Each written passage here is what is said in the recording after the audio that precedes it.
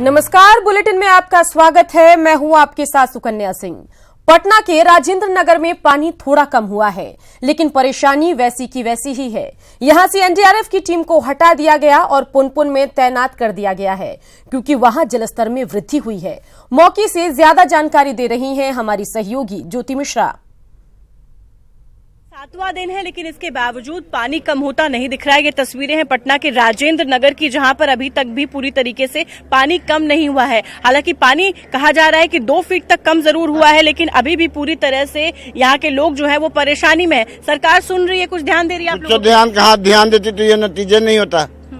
अगर ध्यान देता तो ये नतीजा नहीं है। जो 2 घंटा से अभी खड़े हैं, शाम में खड़े हैं, यही रिजल्ट। कैसे आए हैं आप उधर से? वहाँ से इतना पानी में देखिए ना, यहाँ भींगा हुआ कपड़ा देखिए ना, यहाँ तक, यहाँ से भींग करके तब उनको लेकर के आए अरविंद हॉस्पिटल से कि चलिए जो है ऐसा ऐसा हालात है, और यहाँ से लेकर के आए। अब यहाँ से जाने का कोई साधन नहीं है। देखिए, एनडीआरएफ की टीमें जो थी वो एनडीआरएफ की टीमें अब यहाँ से निकल गई हैं। पुनपुन में बाढ़ की जो स्थितियां हैं उफान पर है, उसको लेकर ये एनडीआरएफ की टीमें यहाँ से चली गई। सबसे बड़ी बात यहाँ पर है कि यहाँ के लोग आखिर अब कैसे रहेंगे। अगर यहाँ से एनडीआरएफ की टीमें चली गई हैं तो क्या कोई अल्टरनेटिव व्यवस्था इनके लिए की गई है? तो कोई व्यवस्था नहीं की। कुछ आप लोगों को पता है कि यहाँ पे कुछ बोट उठ चलेगा, एनडीआरएफ की टीम? व्यवस्था तो कुछ नहीं है अभी तत्काल के लिए, आगे का भगवान जाने। कैसे आप लोग आ जा रहे हैं उधर से? पानी से तैर के आ जाते हैं। कमर भर तक पानी है। पानी में वायरस, पूरे कीटनाशक पानी हो गया। बिल्कुल, महामारी का खतरा तो लगातार है। कुछ ऐसे लोग हैं जिनको परेशानी है, डॉक्टर के पास जाना है, वही घर से निकल रहे हैं कुछ बहुत जरूरी काम लेकर ही। बिजली नहीं है, ऐसे में 7वें दिन यहाँ पर रहना, ऐसे स्थिति में जहाँ पर लोगों में डर है इस बात का कि उन्हें कोई भी बीमारी हो सकती है, महामारी फैल सकती है, लेकिन इसके बावजूद वो आ जा रहे हैं क्योंकि मजबूरी है। लेकिन स्थितियां जस की तस बनी हुई है। 2 से 3 फीट तक पानी जरूर कम हुआ है, लेकिन ये पानी पूरा कब कम होगा ये सवाल है। अभी भी कमर तक पानी है। लोग कह रहे हैं कि 5 फीट तक पानी अभी भी है। कई जगह गड्ढे हैं जहां जाने से लोग डरते भी हैं, लेकिन कोई ऑप्शन उनके पास नहीं बच रहा है। और सबसे बड़ी बात है कि अब एनडीआरएफ की टीमें जो है वो यहां से रवाना कर दी गई हैं और अब इनके पास कोई भी साधन नहीं है जिससे यहां से ये जा पाए। कुछ लोगों का कहना है कि कुछ लोग अंदर फंसे भी हैं, लेकिन रिक्वेस्ट करने पर भी एनडीआरएफ की टीम नहीं जा रही है। और ये कहा गया है कि तमाम टीमें जो है यहाँ से पैकअप करके अब पुनपुन चली गई है। तो सवाल ये है कि सरकार ने आखिर पटना के राजेंद्र नगर के रहने वालों के लिए क्या व्यवस्था की है? क्या हाथ खड़े कर दिए हैं सरकार ने? कैमरामैन मनीष के साथ ज्योति मिश्रा, न्यूज़ 18 बिहार। राजेंद्र नगर से एनडीआरएफ की टीम हटाने के मसले पर कमांडेंट का कहना है कि वहां का पानी लेवल काफी कम हुआ है, इसलिए स्टीमर के साथ टीम को दूसरी जगह भेजा गया है। लेकिन उनकी टीम दूसरे जरिए से लोगों की मदद में जुटी हुई है। पानी 1 फीट और नीचे डाउन हुआ है। कल ही बोट चलने में थोड़ी परेशानी हो रही थी। ये 100 मीटर का जो पैच था, यहीं पे बोट आसानी से चल रही थी। आज यहाँ भी पानी, अभी आप अगर इधर आपके कैमरा अगर उधर दिखाएं तो घुटने भर पानी है। घुटने भर में बोट तो नहीं चल सकता, तो अभी ठेला वगैरह से और ट्रैक्टर से ये सारे लोग आर पार करेंगे और इनका सामान वगैरह भी उसी से पहुंचाया जा रहा है। चलिए सीधा लेकर चलते हैं आपको पटना, जहां से हमारी संवाददाता ज्योति मिश्रा सीधे हमारे साथ जुड़ गई हैं। ज्योति, पटना की स्थिति क्या कुछ चल रही है? खबरें आ रही है कि राजेंद्र नगर में पानी का लेवल तो कम हुआ है, लेकिन जिस तरीके से पुनपुन में पानी का स्तर बढ़ रहा है, उससे परेशानी जो है उस इलाके में बनी हुई है। आप तक क्या कुछ जानकारी पहुंच रही है, बताइए।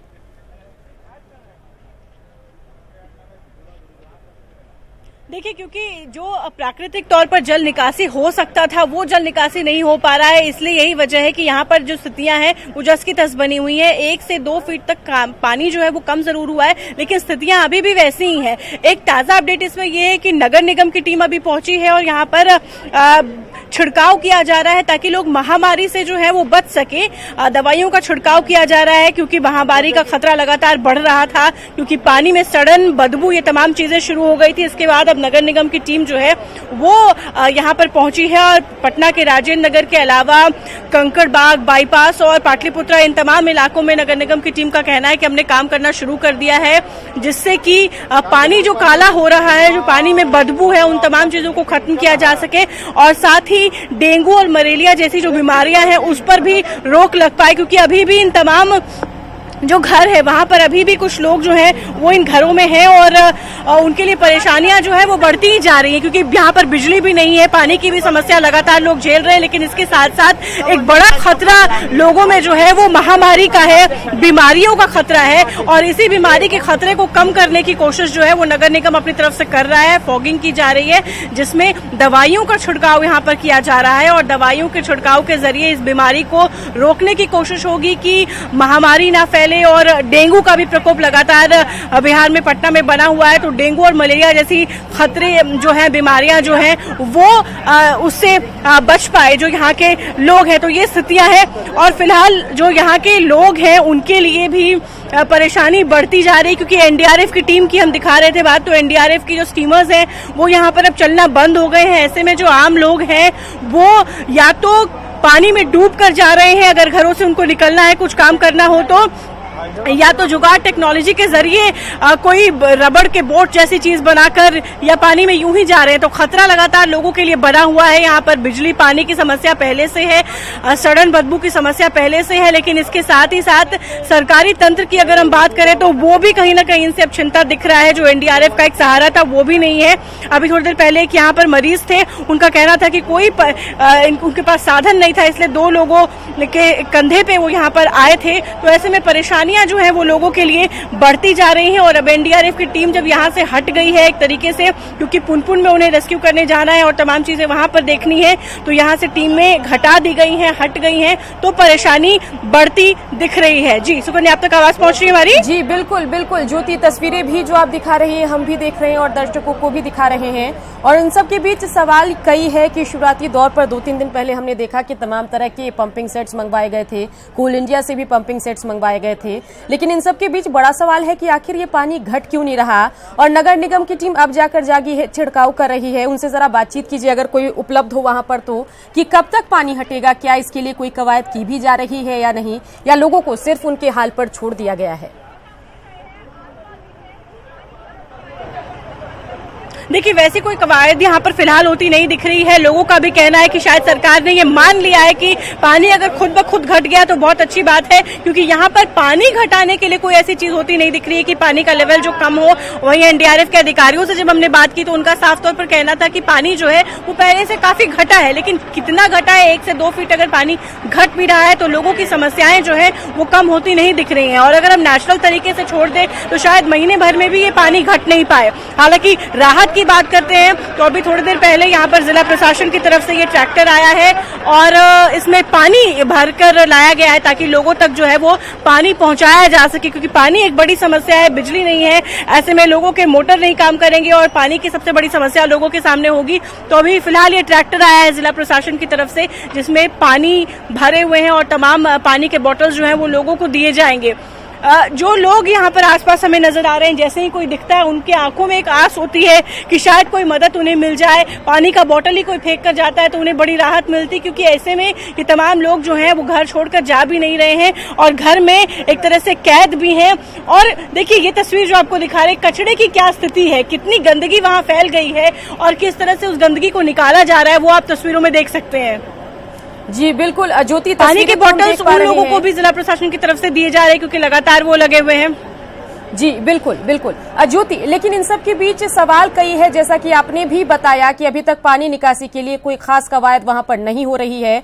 ऐसे में सवाल यही बनता है कि जो बिहार वासी हैं उनको आखिर बिहार के जो राजनेता हैं, बिहार सरकार हैं, वो सेकंड क्लास सिटीजन के तौर पर क्यों ट्रीट करती है। ऐसा क्यों माना जाता है कि बिहार वासी हैं तो वो गंदगी में रहने को आदी हैं। अगर पानी का जल जमाव हो भी गया है, गंदा पानी है भी, तो आराम से पानी को पार करते हुए निकल जाएंगे, अपना काम करते रहेंगे। और अगर बिजली नहीं आ रही है तो भी उनको दिक्कत नहीं होगी। और कहीं ना कहीं बिहार सरकार जिस तरीके से अपने सिटीजन को, बिहार वासियों को ट्रीट करती है, इसी वजह से जब हम बाहर के नेताओं का बयान देखते हैं तो वो भी कहीं ना कहीं बिहार सरकार के बयानों से प्रभावित होता है। और तमाम तरह की बातें जो है राष्ट्रीय स्तर के नेता भी कहते हैं, जैसे कि अरविंद केजरीवाल ने कहा कि 500 रुपए लेकर बिहार वासी जो हैं दिल्ली में आकर लाखों रुपए का इलाज कराते हैं। और इसके अलावा हरियाणा के भी नेताओं का भी हमने बयान सुना कि अगर शादी ब्याह की दिक्कतें हो तो बिहार से हम लड़की ले आएंगे। तमाम तरह की हम बातें देखते हैं, तो कहीं ना कहीं ऐसा लग रहा है कि बिहार सरकार जो है अपने लोगों के सुरक्षा के लिए सुविधाओं का खास ध्यान नहीं रखती। क्या कहेंगी आप?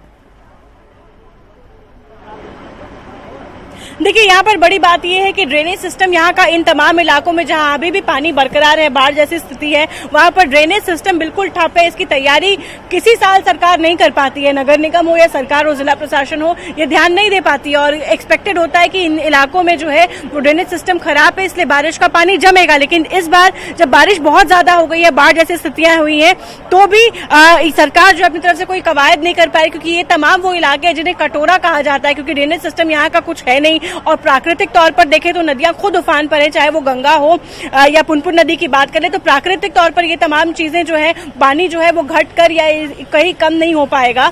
और अगर हम देखें ड्रेनेज सिस्टम क्योंकि ठप है, तो इसीलिए इसे आर्टिफिशियल तरीके से भी निकालना बहुत मुश्किल होगा। लेकिन सबसे बड़ी बात यह है कि कोई कवायद बड़े तौर पर क्यों नहीं की जा रही है, क्योंकि यहाँ के जो लोग हैं, आधे लोग यहाँ से जाके या तो होटल में या तो रिश्तेदारों के यहाँ रह रहे हैं, या तो जो लोग यहाँ रह भी रहे हैं कि अपने घर में रह रहे हैं, उनके लिए बहुत बड़ी परेशानी है। एक महिला है, उनसे हम बात करना चाहेंगे। बहुत लोग हैं जिनके पास तो घर भी है, लेकिन ये एक ऐसी महिला है जो सत्तू बेचकर अपना जीवन यापन करती थी, सड़क किनारे रहकर। अब इनके पास कुछ नहीं है। कैसे आप रह रही हैं अभी?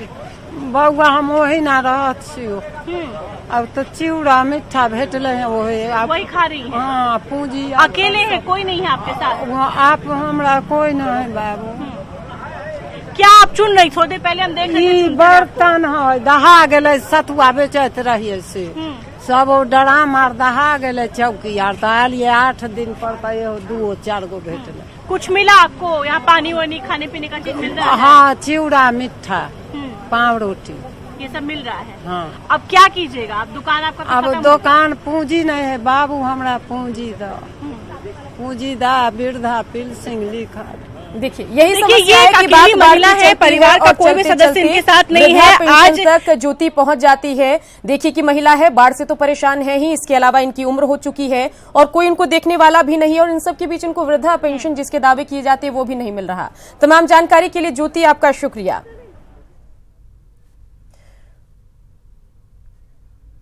गंगा के बाद अब पुनपुन नदी का जलस्तर बढ़ने से कई गांव प्रभावित हो गए हैं। कई गांवों में पानी घुसने से लोगों की जान पर बनाई है।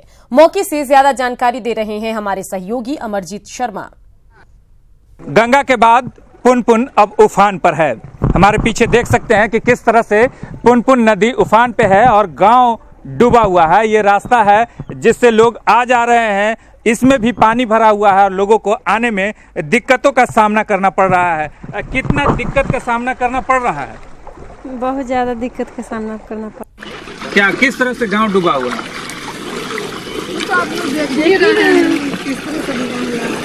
गांव डूबा हुआ है, लोग परेशान हैं। ये पुनपुन नदी है और हर बार ये तूफान जब आता है तो लोगों को डर बढ़ जाता है। कितना डर रहता है इस पुनपुन नदी से लोगों को? जान के खतरा रहता है पुनपुन नदी के पानी से। यहाँ पर जो पुल बना हुआ है, यहाँ पर आज से 2 साल पहले 4-5 लड़का डूब चुका था, लेकिन सरकार मुआवजा देकर काम श्री रेवा खंडे समाप्त कर दिया। बांध पे भी दबाव बढ़ा रहता है पुनपुन नदी की वजह से, और आने जाने वाले लोगों के साथ साथ जो है ये गांव आसपास जो गांव है वो भी डूबने का खतरा रहता है। कितना खतरा रहता है? बहुत खतरा रहता है। अभी कितने गांव डूबे हुए हैं? अब अभी तो कम से कम मैक्सिमम जितना नदी के किनारे गांव है सब डूबा हुआ है। नदी के किनारे सारे गांव डूबे हुए हैं, लोग परेशान हैं और सरकारी मदद नहीं मिल पा रहा है। दानापुर से न्यूज़ 18 के लिए अमरजीत शर्मा।